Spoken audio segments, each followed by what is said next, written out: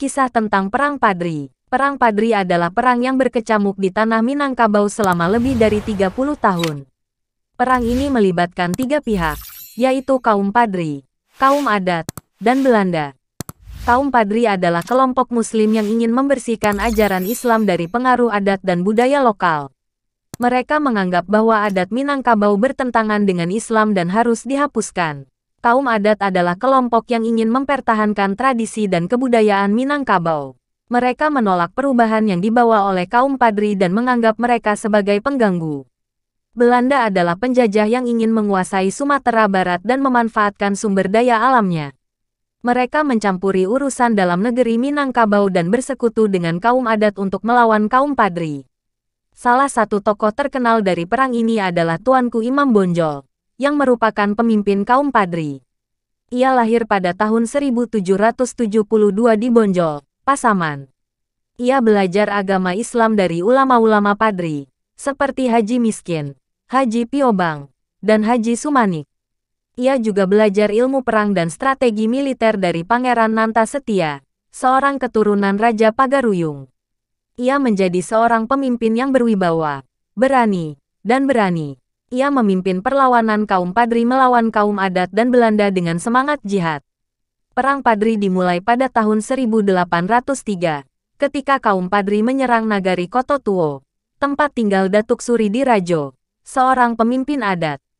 Kaum Padri menuntut agar Datuk Suri Dirajo mengikuti ajaran Islam yang mereka anut. Datuk Suri Dirajo menolak dan meminta bantuan dari Belanda. Belanda kemudian mengirim pasukan untuk membantu kaum adat. Perang ini berlangsung dalam 3 tahap. Tahap pertama adalah perang antara kaum Padri dan kaum adat.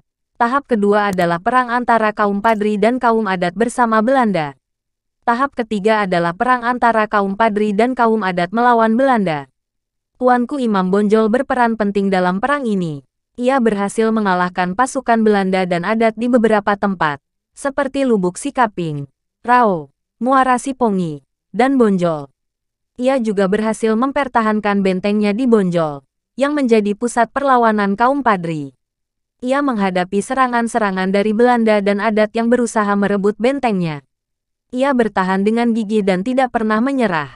Ia menjadi simbol perjuangan kaum Padri dan inspirasi bagi rakyat Minangkabau. Namun, perlawanan Tuanku Imam Bonjol tidak dapat bertahan selamanya. Pada tahun 1832, Belanda mengirim pasukan besar yang dipimpin oleh Jenderal de Kock untuk menaklukkan Bonjol. Pasukan Belanda dilengkapi dengan senjata-senjata modern, seperti meriam, mortir, dan roket. Mereka mengepung benteng Bonjol dan menyerangnya dengan gencar. Mereka juga memotong jalur pasokan makanan dan air untuk kaum Padri. Kaum Padri mengalami kelaparan dan kekurangan amunisi. Mereka tetap berjuang dengan gagah berani, tetapi akhirnya kalah jumlah dan kalah persenjataan. Pada tanggal 16 Agustus tahun 1837, Tuanku Imam Bonjol menyerah kepada Belanda. Ia ditangkap dan dibawa ke Padang. Ia kemudian dibuang ke Manado, Sulawesi Utara. Ia meninggal di sana pada tahun 1864. Ia dimakamkan di Desa Kakaskasen, Manado. Ia dihormati sebagai pahlawan nasional Indonesia dan pahlawan Perang Padri.